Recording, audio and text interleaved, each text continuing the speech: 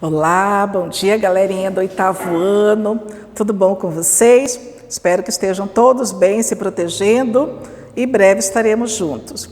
Vamos aqui mais uma videoaula, vamos estar concluindo esse capítulo também, onde nós vamos falar dos recursos hídricos, né?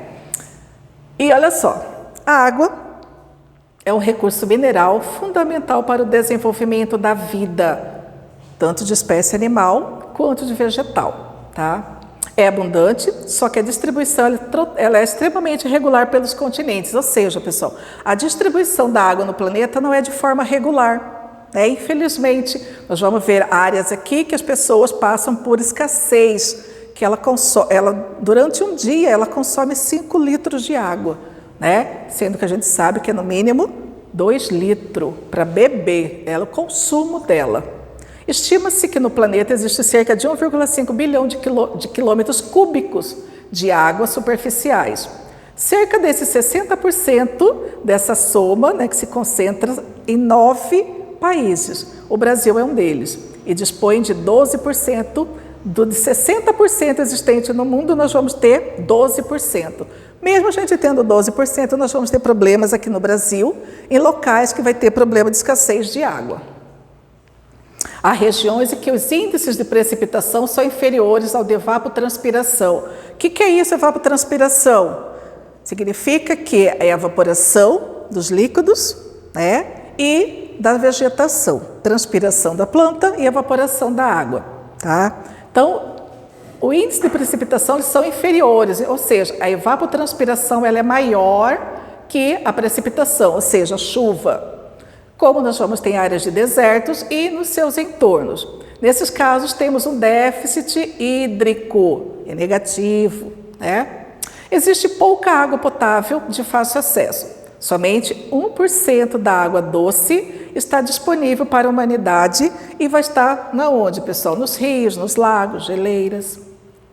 Então, aqui nós temos, né, a pessoa no deserto do Saara coletando água no poço, né? Então, nós vamos ver aqui os problemas, né, relacionados à sociedade.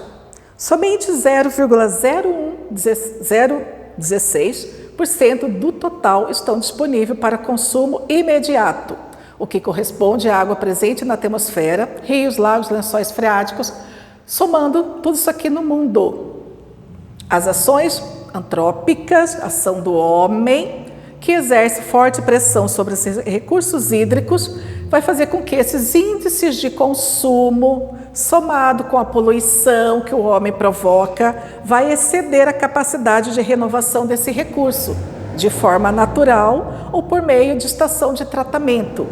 Quanto mais produto químico for lançado para que a água esteja em condições de uso para o humano, mais caro será a conta lá para você pagar no finalzinho do mês. Para que todos tenham acesso, será que todos têm, né? Será que tem um custo acessível para a população toda, de acordo, né, como vem acontecendo no mundo?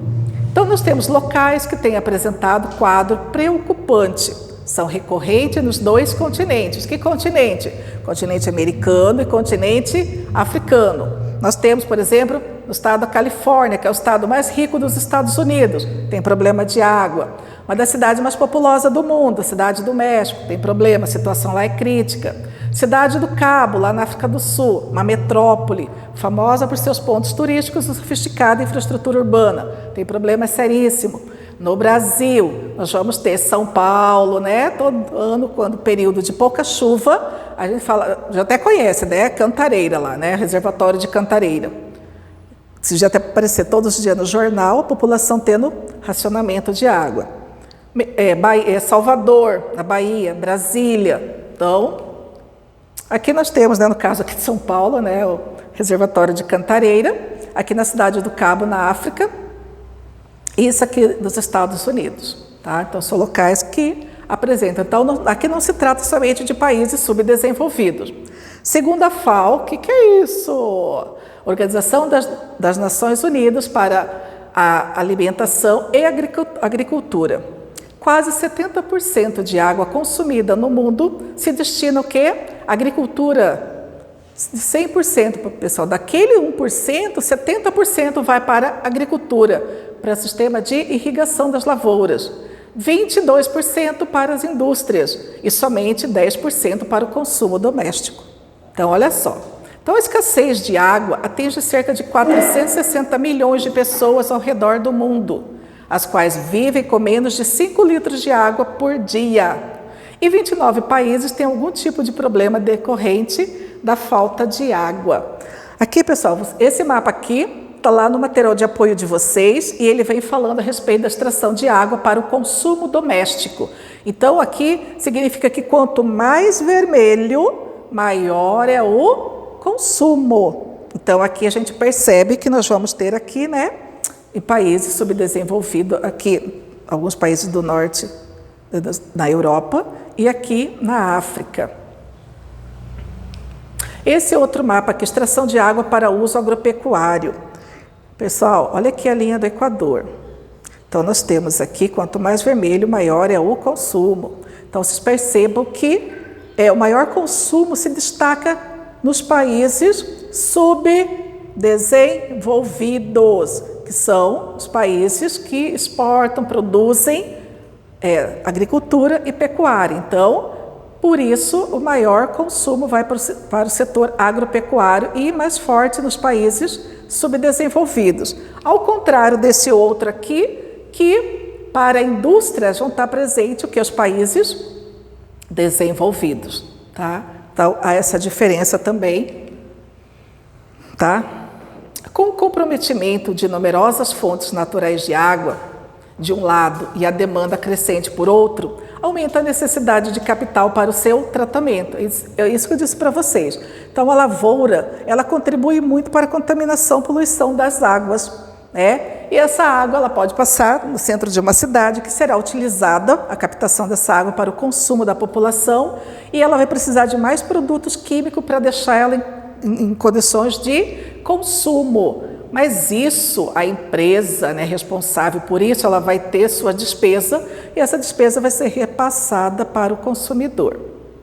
Estabelecer um planejamento logístico eficaz para o uso dos recursos hídricos constitui um desafio para qualquer país.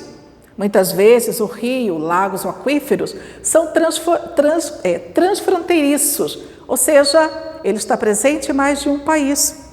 E aí existem países que têm conflitos. Nós temos países que têm conflitos por causa do petróleo.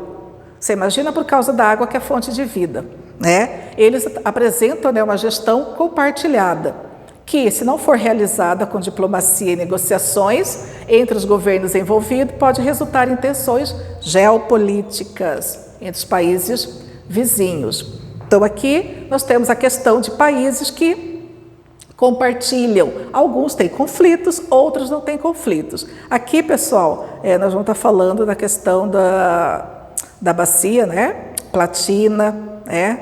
Então, os rios. Aqui nós vamos ter problema do Lago Chad, que vai ter problema. Nós temos problema aqui, o Rio Nilo, que nasce na região aqui na África, e ele percorre até desaguar no Mar Mediterrâneo 4 países. Então vai ter problema, porque se o primeiro país onde ela nasce começa a contaminar a água, os demais vão receber água contaminada, então vai gerar conflito. Então nós temos aqui o Rio Nilo, cujas águas são utilizadas, disputadas entre o Egito, Sudão, Etiópia e Sudão do Sul, até desaguar no Mar Mediterrâneo.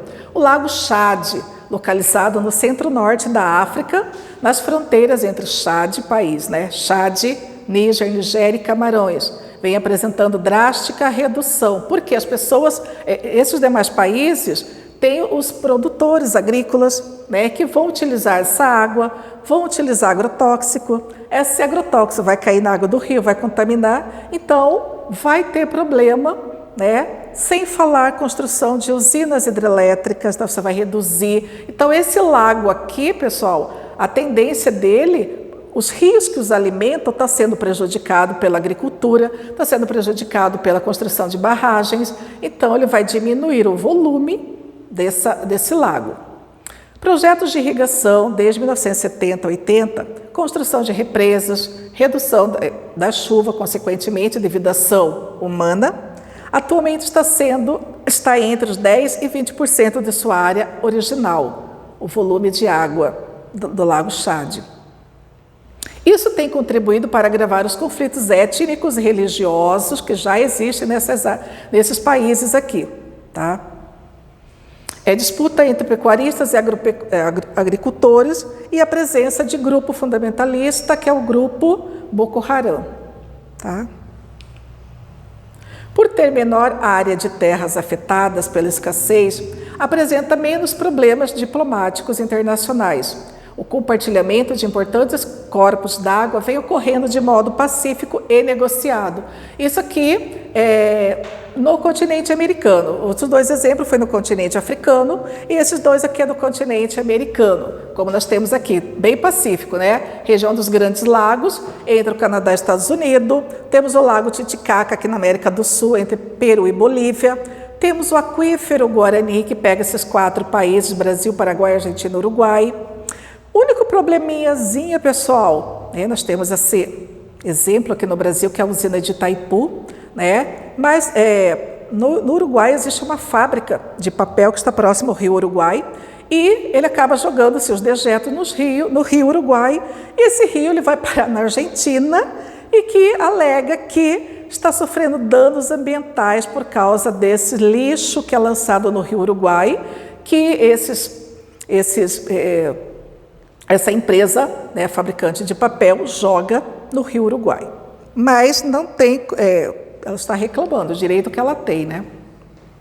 Acessibilidade de água potável para a população desses 2 continentes é comum.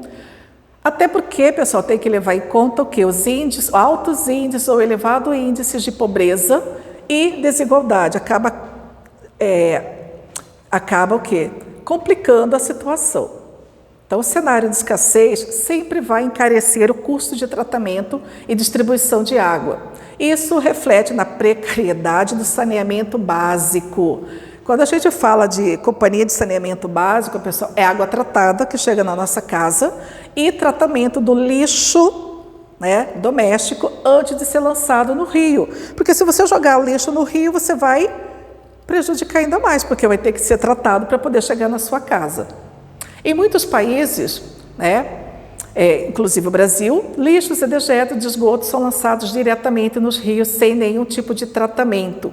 E aí crescem os debates sobre questões hídricas e do abastecimento sustentável das cidades e atividades econômicas. Nesse cenário, vai surgir a atuação de empresas privadas na gestão da água e do esgoto. Essa questão de privatização é agravante para uns e para outros não, porque aquele que não tem poder aquisitivo, né, vai sofrer com isso. Antes, o problema de escassez estava associado ao semiárido nordestino. Atualmente, ameaça afetar cada vez mais, principalmente no período de invernos secos, várias localidades, como a região sudeste no Brasil, que a gente tem visto, inclusive a nossa aqui, que é centro-oeste. As usinas, aqui por quê, pessoal? Porque não chove? Não, por causa das usinas hidrelétricas que acabam interferindo na dinâmica dos rios. Eles são responsáveis para gerar boa parte da eletricidade que vai abastecer simplesmente as grandes cidades. Secas mais intensas causam impacto no fornecimento de energia para esses locais e suas indústrias, então elas vão deixar de movimentar a economia. Era isso que nós tínhamos para falar. Próxima aula, exercícios. Tá? Pode fazer a hora de estudo.